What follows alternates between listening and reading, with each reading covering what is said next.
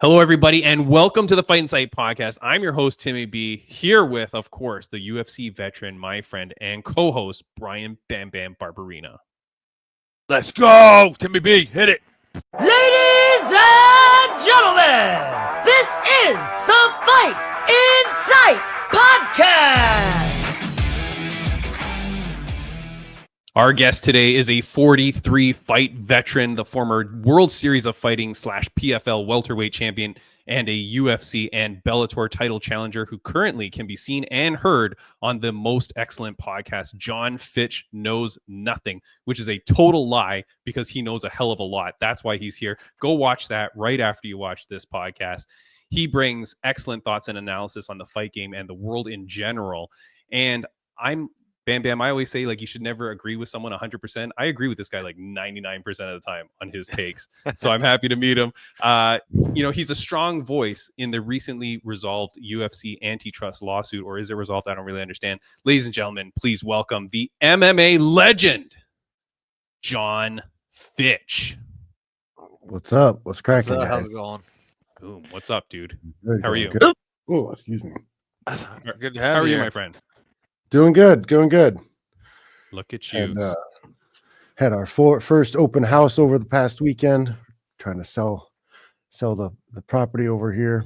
Yep. And get out of California. Well, hopefully it went well. Yeah. Did you get a lot of people coming through the open house? Yeah, we had a few people. Had a number of people coming in. More people came on Sunday than Saturday, but we'll do another one this next weekend, and hopefully we'll start getting some offers.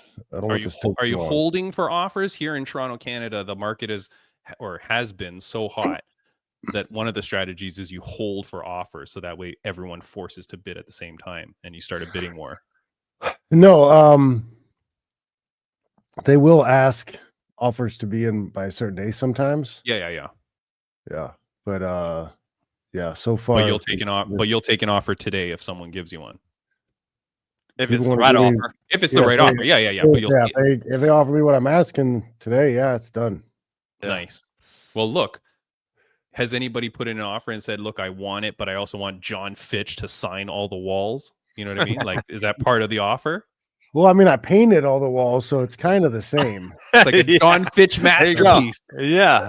I signed it like a bunch of times. Like with your paintbrush. Look, Yep. here's the thing. You must be rolling in money, though, because you are wearing a vintage sweater that is increasing in value by the minute. Be careful. I might have got paint on it, but Jeez, you gotta save that. It's like the artist, when the artist dies, his paintings get more valuable. Yeah. When the company goes under, their swag becomes more valuable. I got some pride shirts somewhere. I gotta dig out that. There you go, man. I'm telling you, pretty soon Jake Paul will be wearing that sweater around his neck. You could give it to him. Jar it up for you. No, I've just come to the realization of the last few weeks that I'm just old now. I'm just old. All this shit is just terrible. Everything's terrible. I'm just an old guy yelling at clouds now. Everything's literally terrible. I'm like, I love my life. Awesome. Don't get me wrong. I have a great life, but everything sucks. It really sucks. Yeah. Jon, this is why I'm saying this is why I really appreciate your stuff, man. Bam Bam and I, we became friends like 5 years ago when I started this podcast. Now he's my co-host. I'm so amazed at it. But the reason why we bonded is because we always joke that we're old souls. Yeah.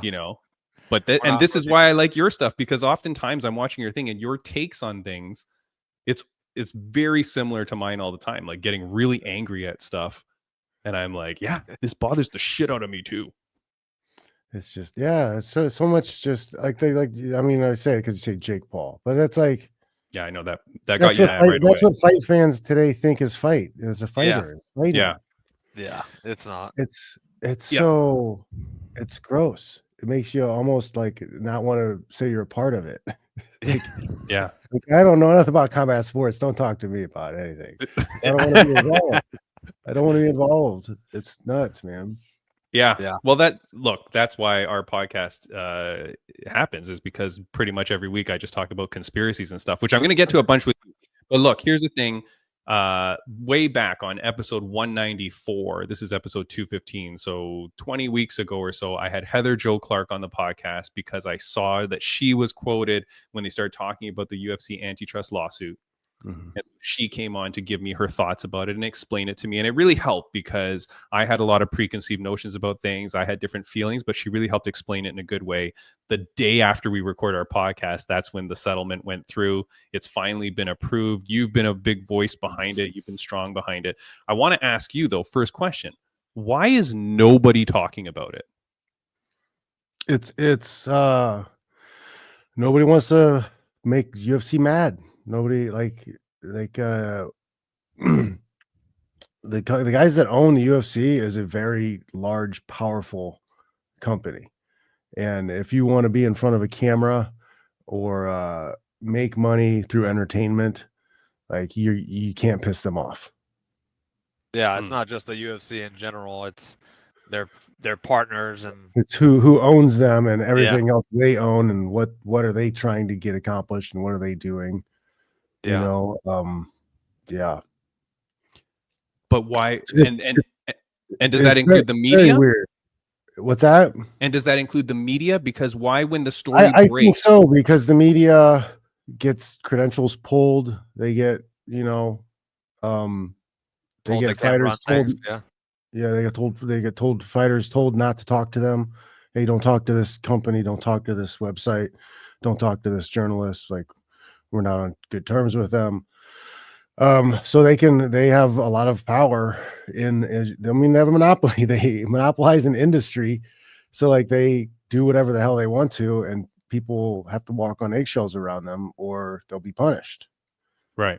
And that punishment could just be freaking,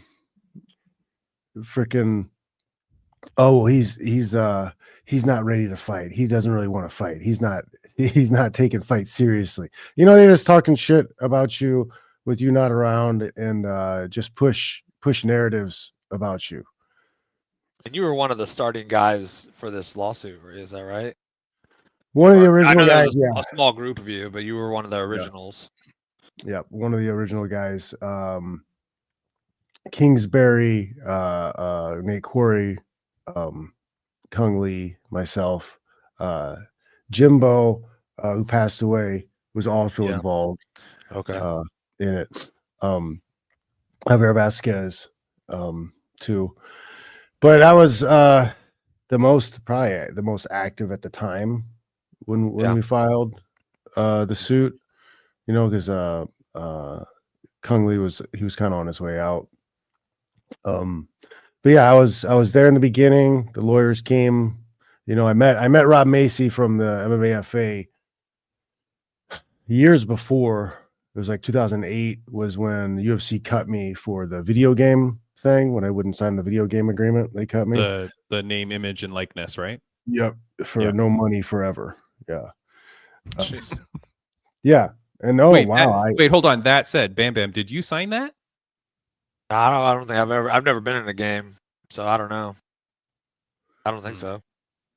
But that means if they're he using your so you might not even know it's in your. I might not even know. It's probably put into the contract and stuff.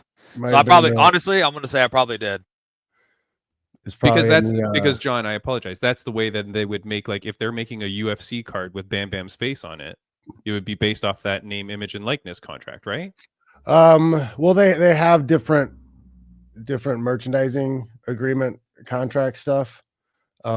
But yeah, we basically at that time was asked to sign a merchandising agreement, which nobody was signing, and the video game agreement, which also people weren't signing because they were bad. Yeah. And then I said no, Kashik said no, and they cut me without telling me, and they told the press, and they had the press all ready to go the next morning, and they were all over it because they wanted to push the message to everybody that this is what happens. This is what happens to you if you don't do what we ask. If you're not a team player, if you're not helping us out. So everybody signed after that day. Jeez. Like it worked. It worked. So look, Okay. So there was that. So there was the merchandise agreement, and so I don't know if they've combined them in recent years, or I think they have started paying the guys a small amount. I know there is like something if you're in the game. Yeah. We do get like money of like certain merchandise, but I think it's a very small percentage. It's very small, and the numbers Yeah. aren't great.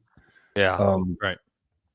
So it's like they can be like, oh well, they got this great deal, and then no, it's not a great deal. It's a pretty shitty deal, but you don't have an option to negotiate or change it. Right. Well, that's but yeah.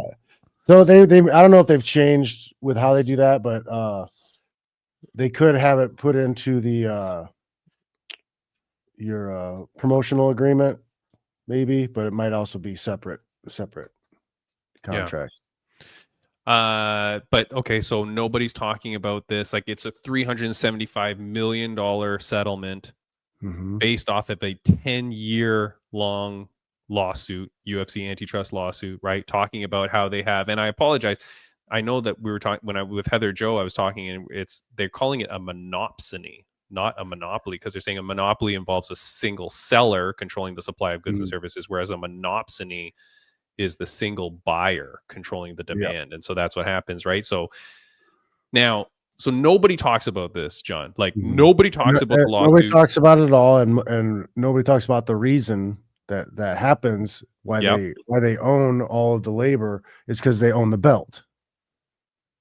Right? There's one title out there that everybody wants, and because of that, they have the power, because guys are always going to go to sign with them, because they're going to have the highest ranked guys in their promotion, and they have the highest title, which is the title that's going to get you the most money. So owning that belt gives them the position to where everybody has to come to them. Yeah. And then they have the ability to just like, because everybody wants to go there, they're like, well, we'll take you or not take you if you don't want to do what we say, kind of thing. Your choice. Yes. Yeah. And it's not merit based off of wins and losses then. Yeah. Right. So, okay. So that's why nobody's talking about it, because maybe they're scared for their job because the contracts are so one-sided. We can just let you go whenever you want. So if you're really going to put up a fuss, here's the thing. What happens now? Because I know that there's another lawsuit going on for the time after yours. But as part of this settlement, you could agree to a settlement if one party, blah, blah, blah, changes anything. As a part of this settlement, did the UFC agree to make any changes to their behaviors or payment schedules? Do you know? So one of the reasons we had to settle was because the case took too long. Like, it took too long for him to give us our class certification. You need 3 years of current market data to see what's going on, to see if there's injunctive relief is necessary, or if they do an injunctive relief. So we passed that window of the 3 years because he was sitting and waiting on a tuna fish case, and then we also had the COVID slowing everything down for a period. And sorry, who is he? Who is he you're speaking about? The judge. Okay. Oh, I see. Okay. Judge Bullworth. Yeah. So if he would have gotten in a little bit closer to the time period when he said he was going to give us the class certification, it just took him like 3 years to write it. If we would have gotten it sooner, then we would have had a stronger case, and injunctive relief would have been possible. Also had to say that if we weren't going for damages, if we weren't seeking damages, just injunctive relief, like, the case would be over with. The judge just would have been like, oh yeah, okay, you're breaking the law, and here's how we fix it. Right. Okay. So as a result of this settlement, though, has UFC committed to changing anything? So then there's no changes yet, because there's still another case, right? The Johnson class, right? So the Johnson class is still seeking class certification. So that carries the injunctive relief and the damages, which is greatly reduced in damages of people who can collect, because they started making guys sign a waiver saying that you're not allowed to join a class action lawsuit. Is that legal? That's the sticky one. It's a big battle we have in that case. Because there has been landmark decisions or whatever. There's plenty of cases where the judge upheld making somebody sign an agreement saying that they wouldn't join a class action. But not I don't think there's any I don't think that's happened with the company who's already involved in a class action lawsuit for something. So that is where we could win, that is because they're already in a class action lawsuit. Like so it kind of continues on.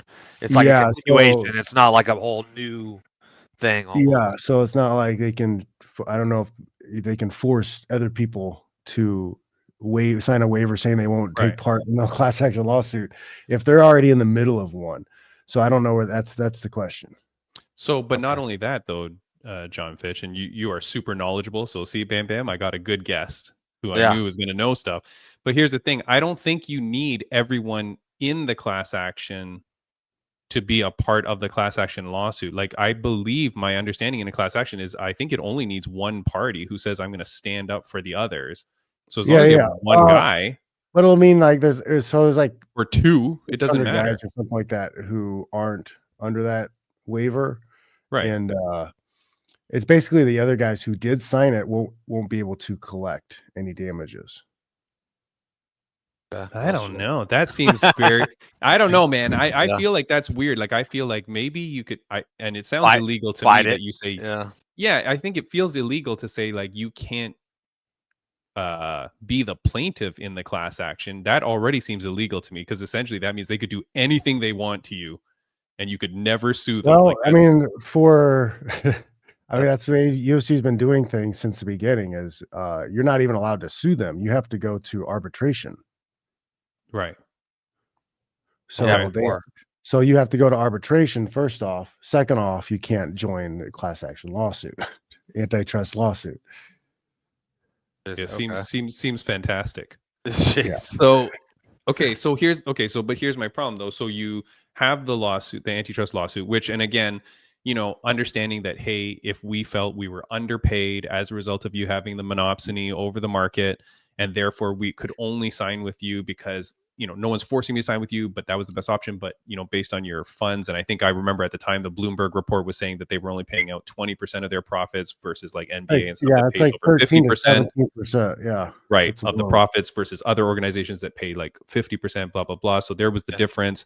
That's what the payment is for. And to understand too, for people that maybe didn't watch the other podcasts or don't understand this, John, when I talk to like my fellow MMA nerds, nobody knows anything about this. Like some people don't even know the class action is happening. And when they do, they have no clue. But what I'm explaining to people, they always go like, well, these fighters are signing the contract, so they should just get paid what they agreed to. The problem is because of the monopsony, that was the only contract you really could sign. And the problem is that the reason why they should get paid back pay. Yeah. And the reason why you should get the back pay is because that was money that I should have been paid. And therefore that money now is not just so that I can go buy a pool for my house. It's because of all the costs and things like that I wasn't able to afford because I wasn't paid fairly. And I think that's important for people to understand. That's what you're fighting for, But okay, fine. You get the settlement. Everything's all approved now. And I'm very happy because apparently the money will be paid out soon. But if the UFC doesn't change anything, you're saying the only thing preventing them from possibly continually getting class action lawsuits is that they're making people sign to say you can't do a class action lawsuit? Yes, and that's part of the strategy, is you keep suing them because they keep breaking the law. If they want to keep settling, fine, but like you're going to keep suing them every time. So every so often they're going to have to pay out $300-400 million. Yeah, you keep fighting this, plus the money that they're paying in court. Lawyers, yeah. That's why they're trying to force guys to sign the agreement saying they won't join the class action because they want to stop that. Yeah. Now, this one that's just happened for the 378 million or whatever it is, that's getting. People should go claim that, right? Fighters. There shouldn't be any. There should be no reason why even active fighters that are fighting right now. There should be no reason why they should be scared or nervous about going and claiming No. this money. Yep, no, none at all. The money's paid out. The money's going to get paid out no matter what. No matter who collects it, it's getting paid out. Yeah, but they shouldn't have any fear of like the UFC coming.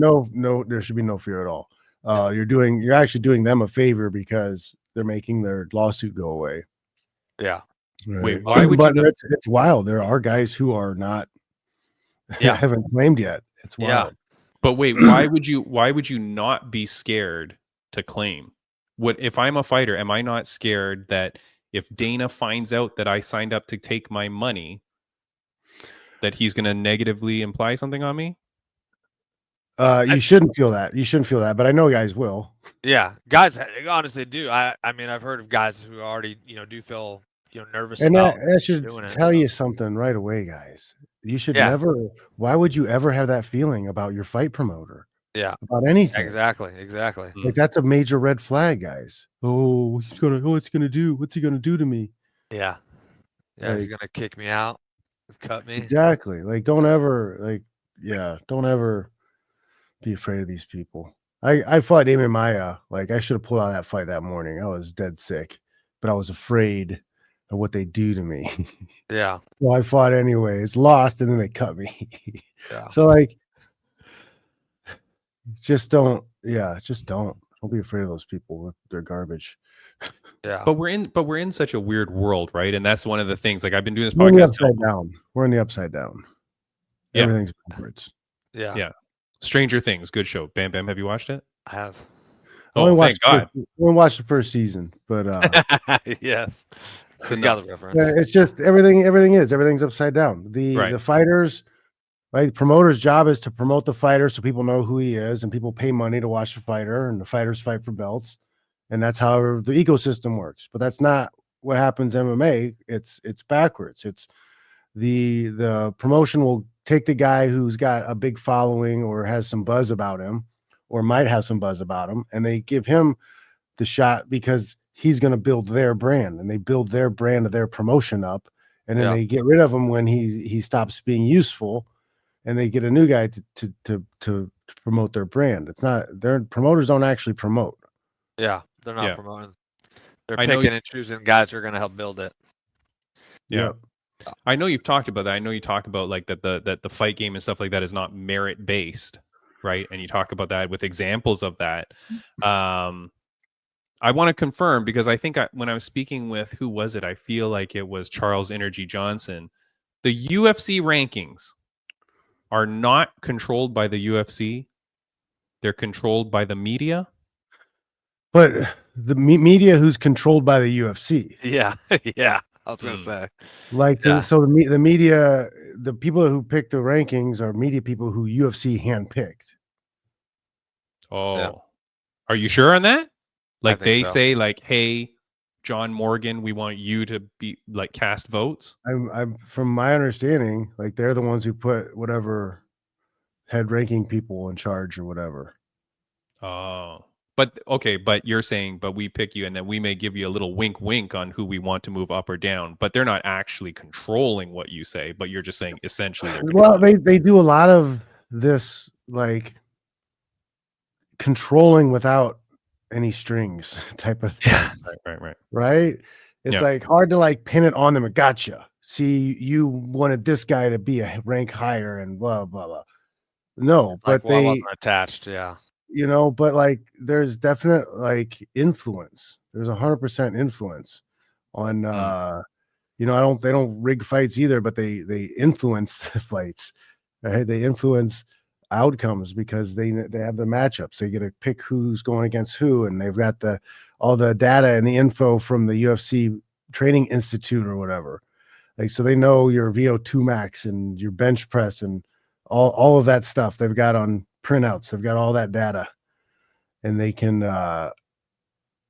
influence things to get the best desired outcome they can. Doesn't always go their way, but they try to influence things a lot. Yeah. Hold on. Look, I love me some conspiracy theories. But that's pretty deep if you're saying they're going to be looking at people's VO2 maxes as they're like doing their blood work or testing and stuff, and then go, hey, this guy might be on a slight decline here. Maybe now's the time to match him up with Joe. Data is a hot commodity. People buy it up. So that's data. Like all of those numbers, that's swept up somewhere. Somebody's collecting it. What for? Yeah. That goes in life. And they tell you it's for you. They tell you it's for you, but it's if something's free, you're the product. Yeah. Right. Yep. This is why I don't do online banking. Does that count, Jon Fitch? I don't let anyone know my shit, man. Okay, here, I want to ask you a couple of things if you don't mind, because I love your take on things. This one, Bam Bam, this is supposed to be a guest that's coming on the podcast because of Ashley Whiplash Thiner. She knows this dude. Okay. Jeremy Little Heathen Stevens, fresh off his BKFC big win over Eddie Alvarez, goes back to the UFC? Yeah. Jon Fitch, why would this man do this?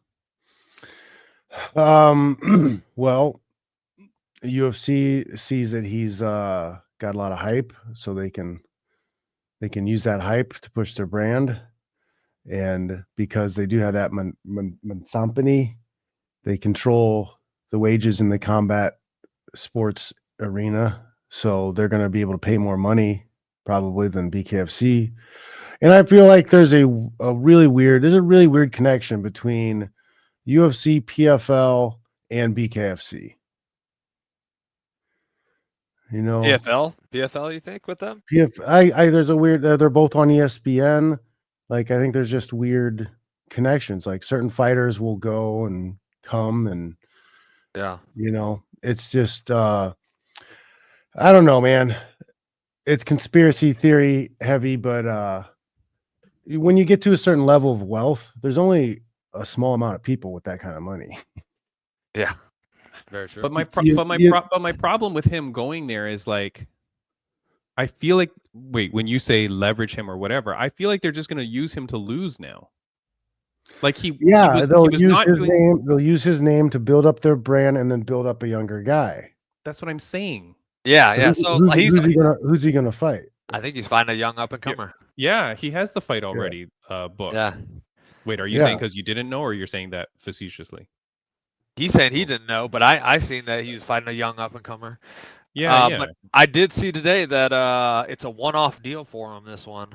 Yeah. And it is in his like hometown or something. So they definitely, I could see why they'd bring him in. Like he's hot right now in BKFC, coming off that big fight.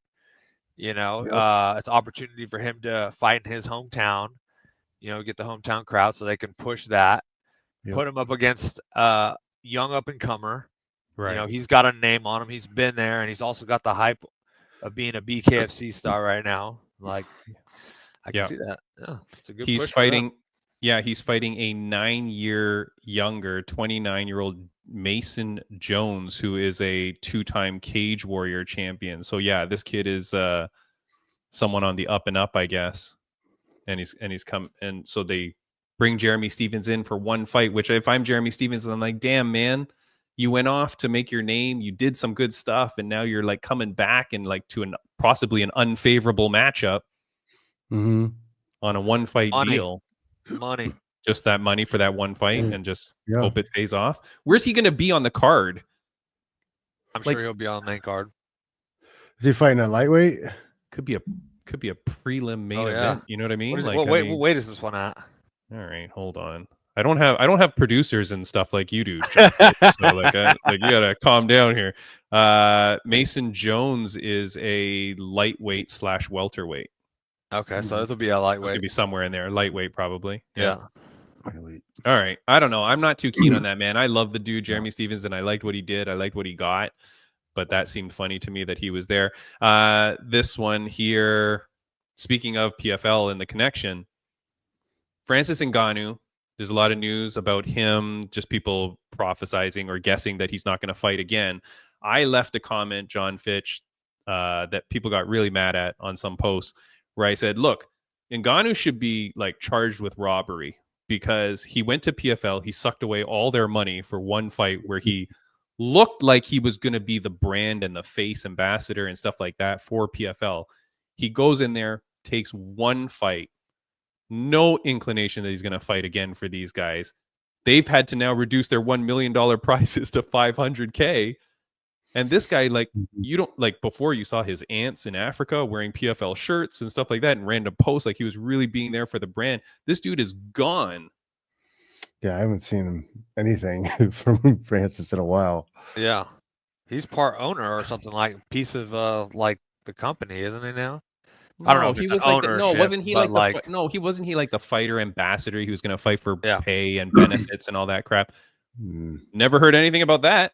Yeah, he was supposed to Nope. and be like the They all say that type of stuff until that's what fighters need to wake up about, man. Is like the promoters, they know what's going on. They know it's scammy. They know like they're in some legal issues if fighters wake up.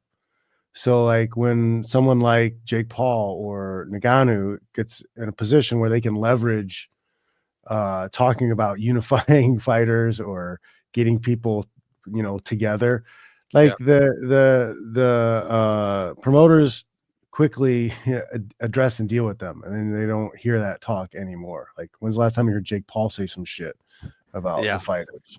Yeah, I actually agree with that. I've heard, since being in the fight game, there's been off and on talks of different people. I mean, Cowboy Cerrone had mentioned it before.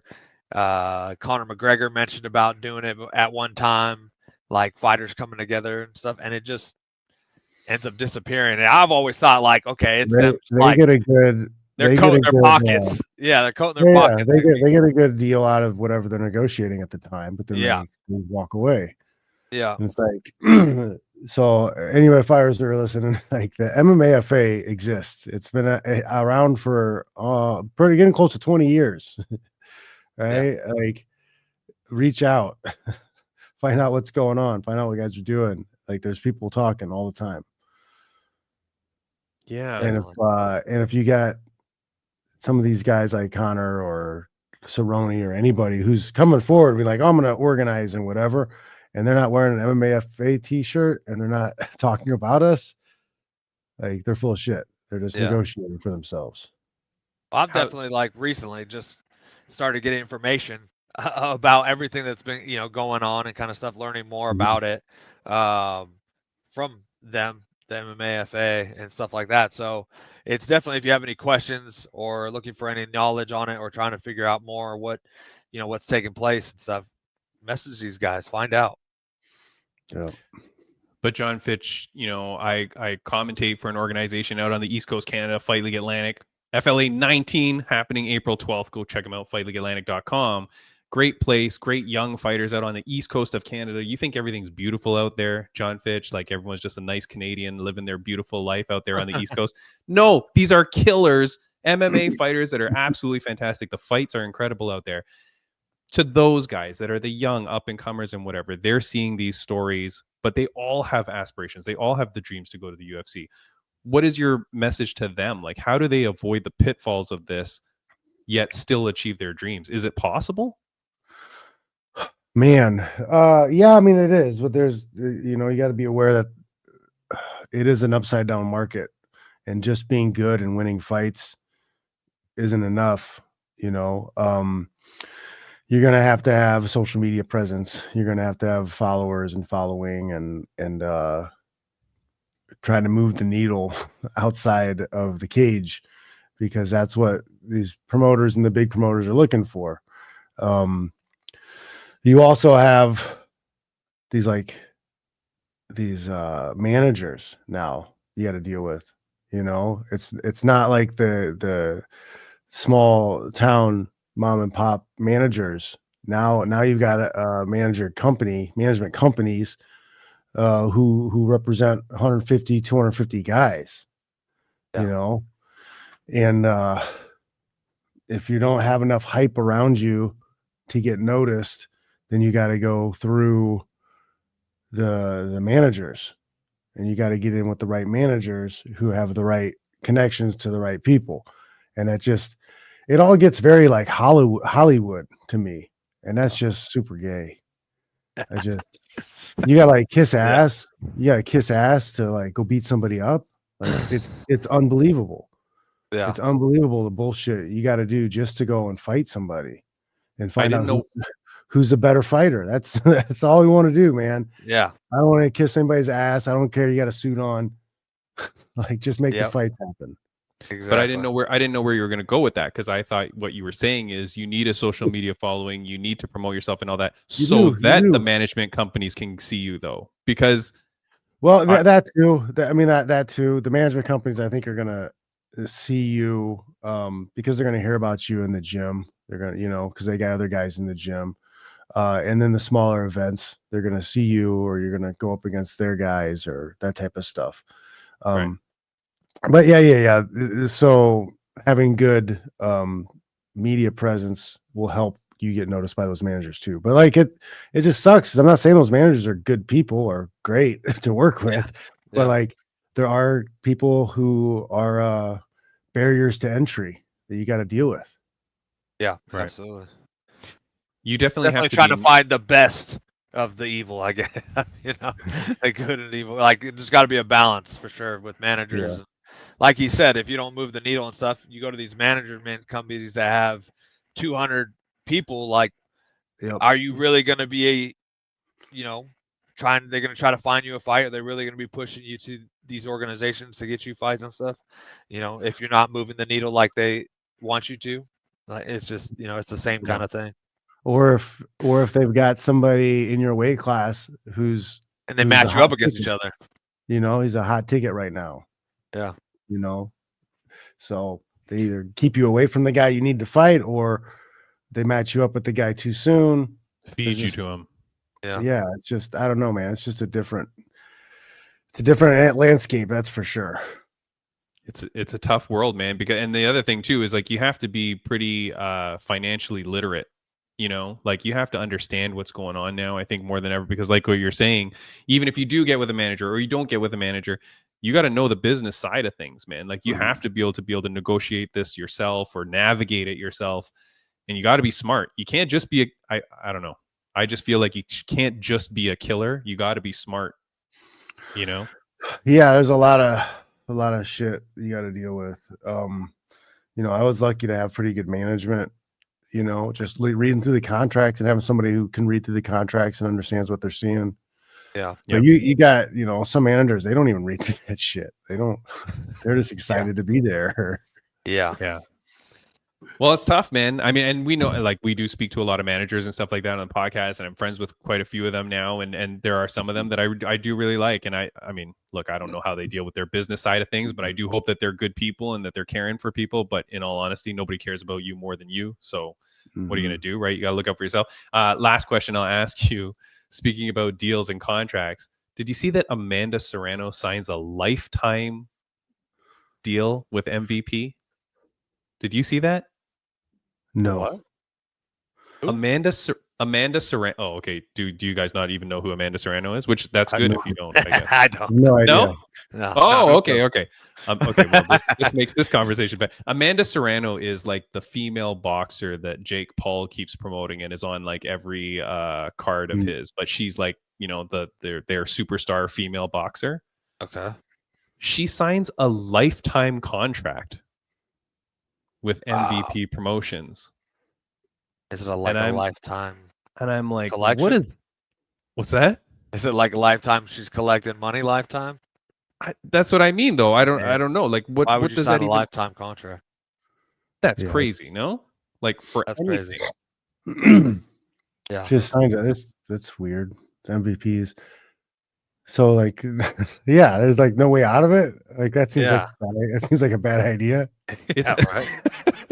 It says MVP, Most Valuable Promotions, recently signed Amanda Serrano to a lifetime deal that will see the 7-division world champion become chairwoman of MVP's boxing initiatives once she decides to retire for competition. Is that not slavery, Jon Fitch? How do you sign someone to a lifetime deal? Well, man, she has to have an out, right? I guess. Mad. Make the people real mad. But like, no, I mean, no, because it's like built-in job security. So now she's going to be like this Chairwoman. Yeah. chairwoman person. Yeah, she's going to greet people and plan events, right? That's what it sounds like. That's what she's going to do when she retires. So she's got her job. And I'm sorry, like, What if you don't want to do that anymore?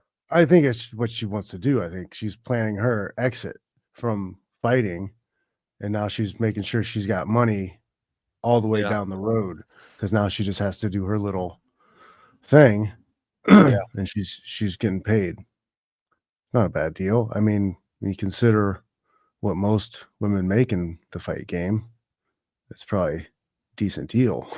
Yeah.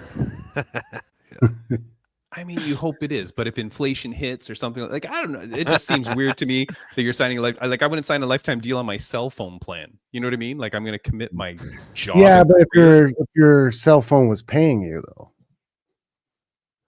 I'm going to sign this lifetime deal to these people to pay me money.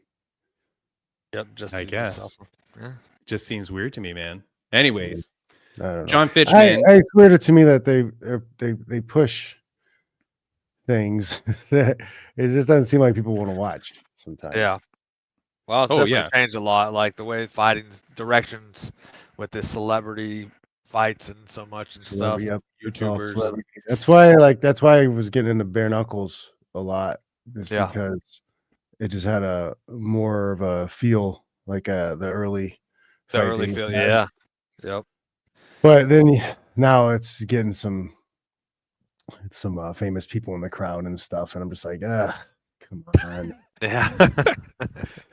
Well, wait, hold on. Not to ruin things for you, but you understand that there's like some influencers fighting in BKFC, right? Yeah, I heard about one of the guys. That Bryce, what's his name? Bryce something. Did you see his first fight when the other guy magically at the end of the second round, his shoulder, like he says, my shoulder pops out and I can't fight anymore, but like there was no strike to the shoulder, no nothing. You're like, what the hell just happened? And the guy won. Weird. Shady stuff, man. Shady stuff. Yeah, where it's getting to a point where, is everything just pro wrestling now? And it's like, you're not allowed to talk about it being fake, because then people get mad at you for calling it fake. Yeah. Do you still watch fights? I try to watch all the time. Yeah. Like weekend fights. I usually talk about the fights on my show on Sunday. But yeah, I don't always enjoy them. Yeah. It's like it's a lot of the fights are just the same karate, like point sparring type stuff. And I'm just like they're not even like biting down hard on the mouthpiece like the small glove Muay Thai guys in one championship are. So if you're just gonna do stand up, fine, but like at least bite down on the mouthpiece and get after it. Like, yeah. Do you still train? I teach seminars and I have a couple classes I teach here in San Jose. Okay. So I roll a few times a week. Is it at your gym? Do you own? Is it your gym or is it just? I know I don't. I'm at Claudia Franca Jiu-Jitsu here in San Jose, and I've been here about a year. I was there about a year because I was teaching. My sons go to jiu-jitsu there. Nice. But yeah, I think my own gym is on the horizon. It's in the future when I move. Yeah. Nice. Yeah. But I'll be sticking to the the seminars because I can make enough. I can do 2 seminars a month and make enough to live in Indiana. Wait, hell yeah. That's gonna be. I'm gonna get into woodworking and shit, I think. Cool. Hell yeah. That's good, man. Awesome. That's time. Yeah. What about the children, John? Are they going to go into MMA? They're more into football right now. They like football. Oh, okay. I force them to go to jiu-jitsu, and they did a tournament recently. I tell them they don't have to compete, but they're not going to ever get their ass kicked. Yeah. Nice. So I'll throw the belly pad and let them rip some shots. And, have them throw some punches, and We got some bully combos. Nice. You know, one to the stomach, hook to the head, headbutt. You know. Hell yeah.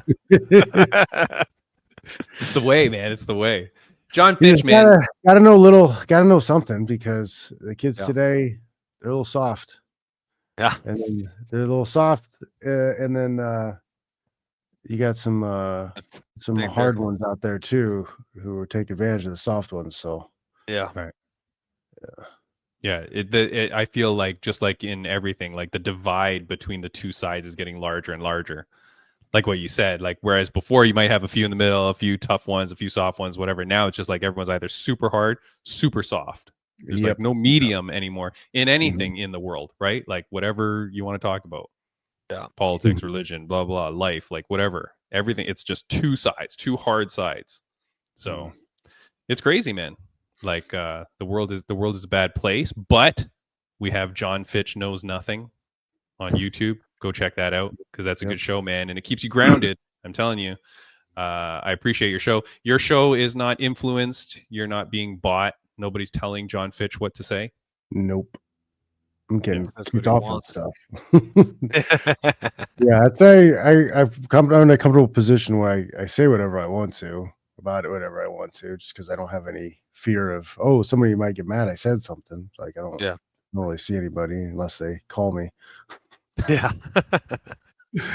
But you know, I didn't need to do one this week because I was selling the house. Busy with we had the open house. The boys had their second football game. Nice. So that's a long day because it's two separate games. Yeah. I bet. Same location, or you got to travel? Yeah, the same location. Same location. God, that'd be a nightmare. I'd drive. Terrible. John, man, look, we've kept you way too long. I do really appreciate the time, man. Like I appreciate it so much, and you're a good dude, man. For those that are listening, go check out jonfitch.net. Go check out his stuff on Instagram. Go check out his stuff on YouTube. Of course, as always, subscribe, follow, do all that stuff. I'll put the links in the show notes as well. If you're listening on audio, I'll put that as well.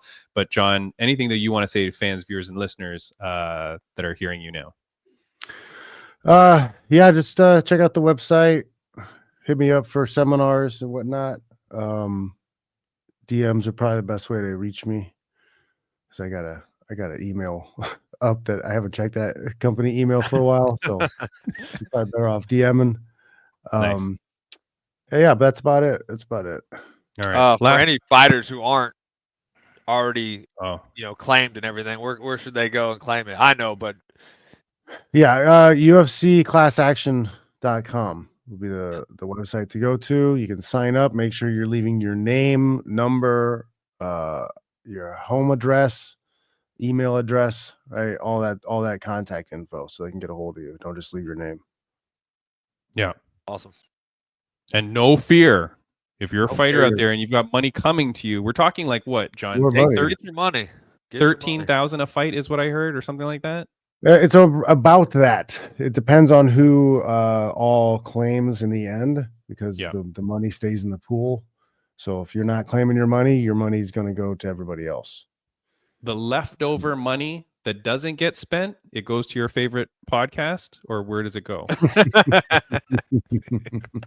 Where does the money go, though? The leftover money out of that 375 million, if you don't use that. No, it gets dispersed to all the.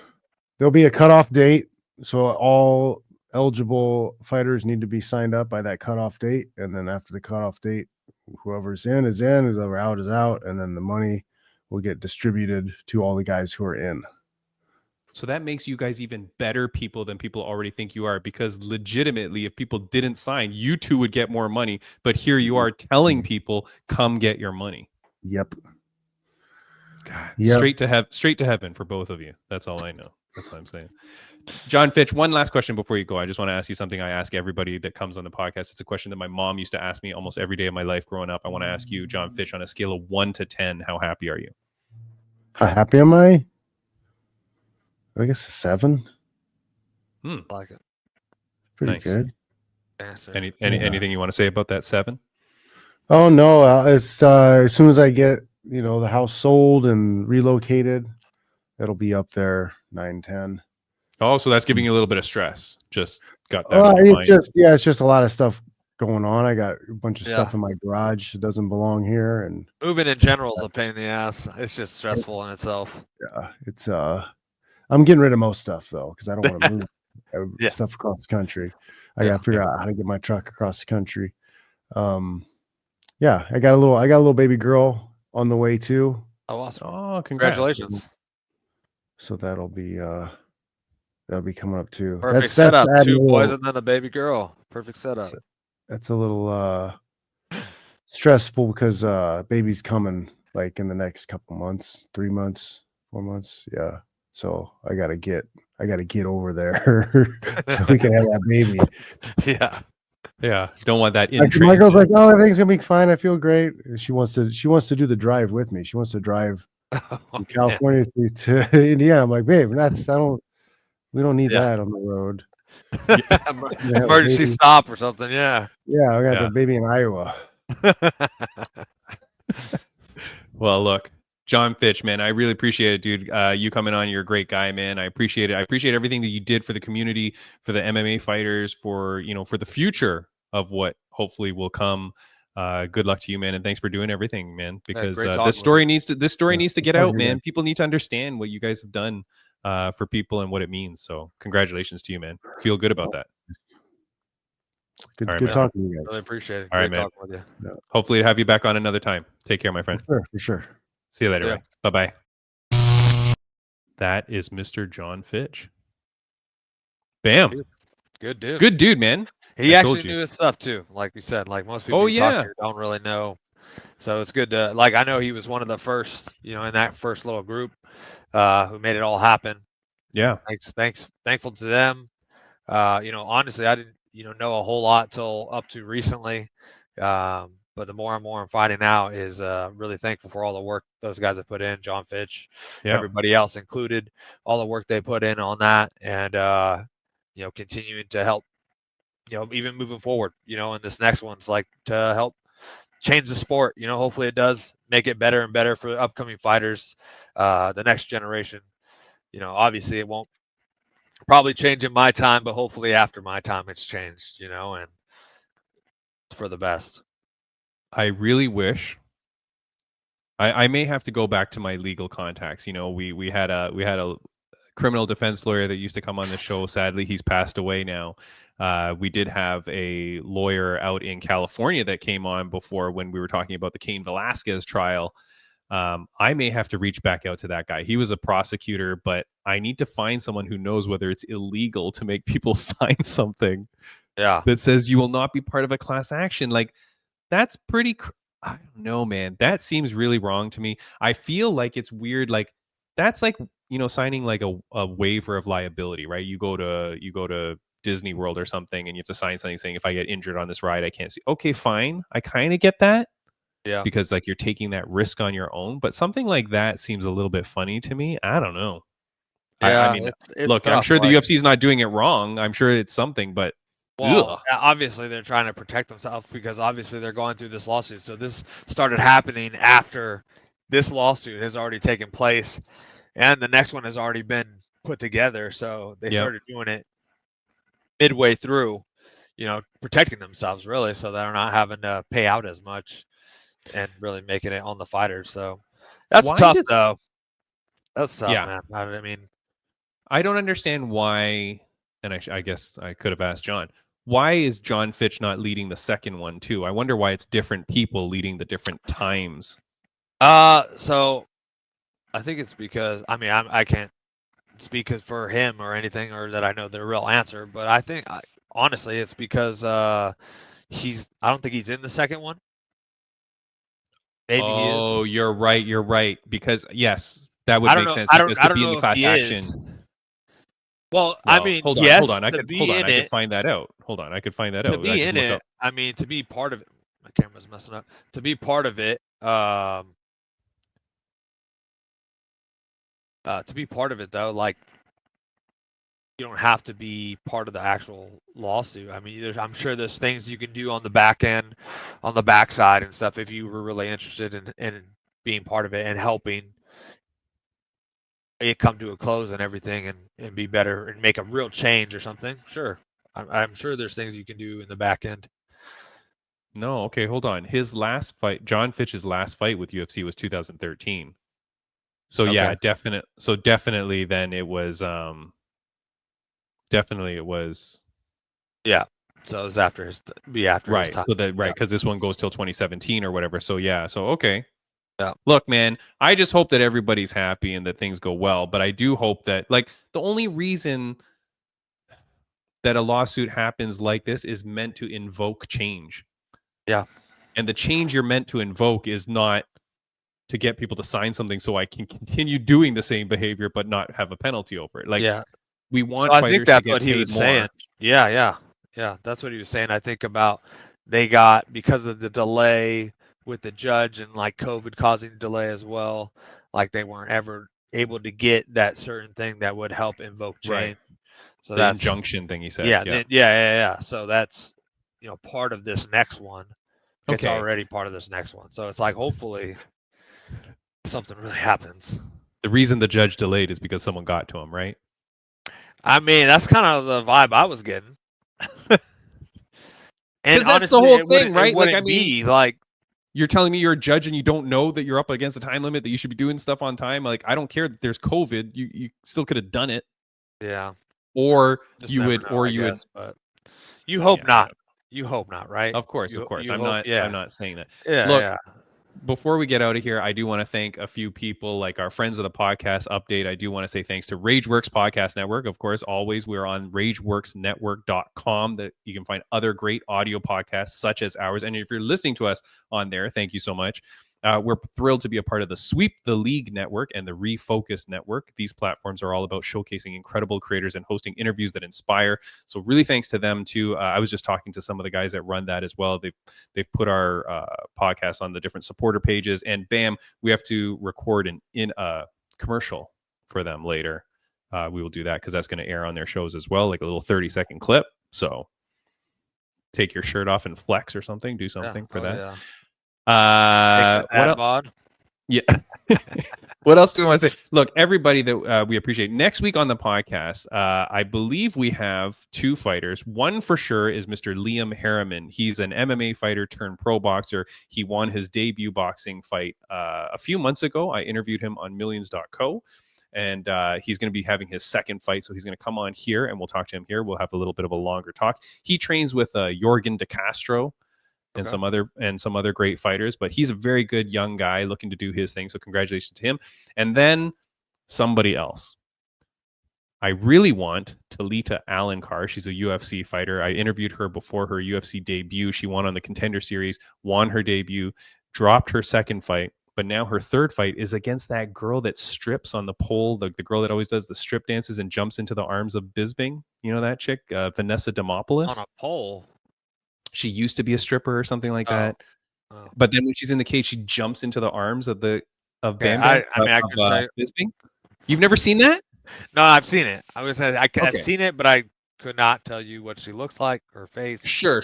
I'm not getting the picture, but I remember seeing like someone jump in the arms and stuff like that. Multiple times. All I'm saying is that Talita Alankar is fighting that girl, which that girl's kind of a big name, man. She's had a lot of fights in the UFC. So Talita Alankar to get that fight, that's going to be a big fight for her. She's a BJJ specialist, world champion. That's a big fight for her. So I do want to get her on the podcast as well. We're trying to work that out. Yeah. Beyond that, got lots of guests that are coming on, Bam. Before I go, I've got one conspiracy that I want to throw out here. All right. You know how I love me my conspiracies? Yeah. Let's see it. This one's maybe not the hugest one, but Timmy B, conspiracy of the week. I'm going to show a photo here. This is going to be happening at 1FC where conspiracies are abound. Boom. That is...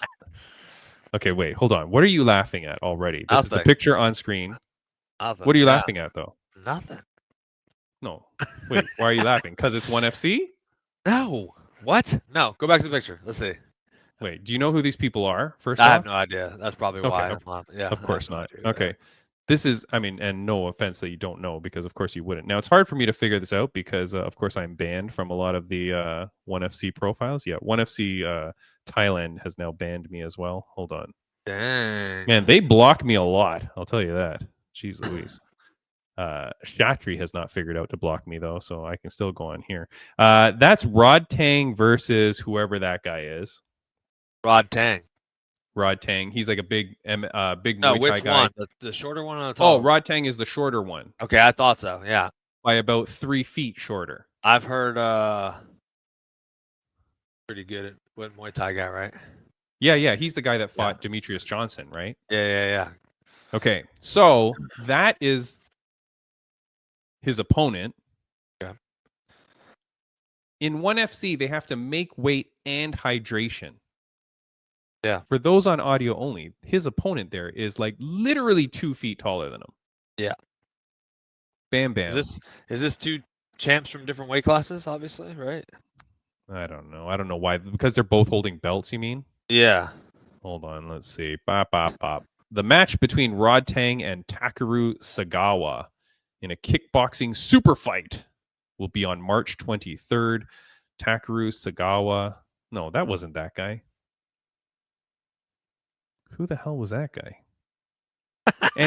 Anyways, all I'm saying is that guy's not making weight and hydration. Yeah. Now, I know they fought before, but conspiracy of the week, that's not happening, dude. Not with the weight and hydration. Unless Rod Tang was like super jacked and fat or something. You know what I mean? Or like built with muscle and he's the shorter guy. And like he's going up? I don't think they're even going up. It doesn't matter. Are they finding out a catch or something? Because then look, if he's going up, it would like if the other guy's a heavier weight class and the other guy's going up, then okay, like the rehydration thing and everything could probably be possible. Or if it's at a catch weight. No, possibly. because and the next anyways, this segment is so what's terrible. the conspiracy? The conspiracy is that they're rigging this to allow these two to fight.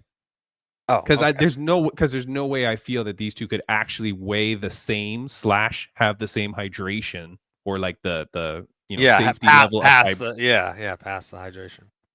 That's the thing, right? Like the weight, sure, you could figure it out, smaller, bigger, but with the hydration, it seems like, well, wait a second. Yeah, that's too much, man. Because they're not allowing you to cut like any major amount of weight. Right. So the giant guy. Yeah. How the hell is he going to make the same weight and hydration as the guy that's 2 feet shorter than him? But you said they fought before? Yeah. Hold on. Rod Tang, the Iron Man, Jit Muangnon.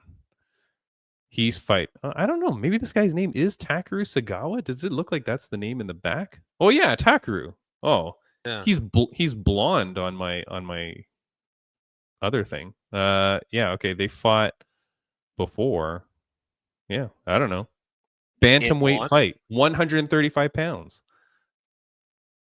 That's the thing too. When you're 135, there's not a lot of weight to lose. Yeah. Well, I mean, you got the taller guy who's probably skinnier and stuff like that, and then the other guy looks like a stump almost, like he's thick and bulky, stocky. So it's probably just different builds, really. All I'm saying. No, but they're not though. They both like. I don't know, man. With the hydration makes it really difficult. So here's my conspiracy of the week. If they both make weight, conspiracy, I think it's a lie. But what I think is going to happen is that one of them's not going to make weight, or that that they're not going to pass hydration, because so many fights at 1FC don't pass with the hydration and the whatever. There's always a problem, and I foresee this fight falling out. And then another person steps in. That has happened before with 1FC, where they'll take some guy like last minute, like a day before the fight. They'll take John Lineker, who's sitting on the couch, and go, "Hey, come in and fight Ioki," but he has or whatever. To pass. Yeah, sure, but then they do whatever. All I'm saying is that slide on the table kind of thing. Yeah, and then John Lineker loses in like a minute, where like of course he wouldn't lose. Something weird is going to happen with this fight. That's all I'm saying. Something weird is going to happen. Okay, that's the conspiracy of the week. Boom. Bam Bam. This is perfect timing. We had a good show. Anything you want to say? Great show. Great having Jon Fitch on. Talking with him, helping here,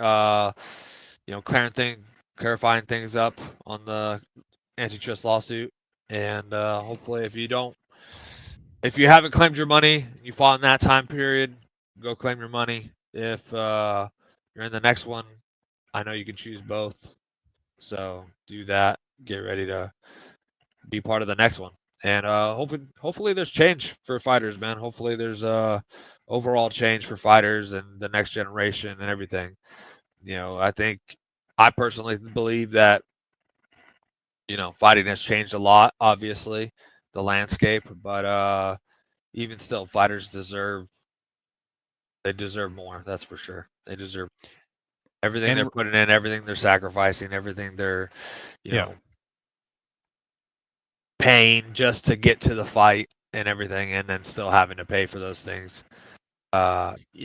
With not making anything or not enough to cover those things. Sure. It is a tough life leading up, and it's not something, definitely the next generation of people coming up, it's not for the faint of heart, for sure. You got to really want it. Yeah. But I do hope for change for the next gen. The only change that makes sense as a result of the reasons why this whole thing is there is because they're paying so little of their profits. Yeah. Right? This isn't about healthcare. This isn't about hopefully being able to work. Hopefully it leads to that.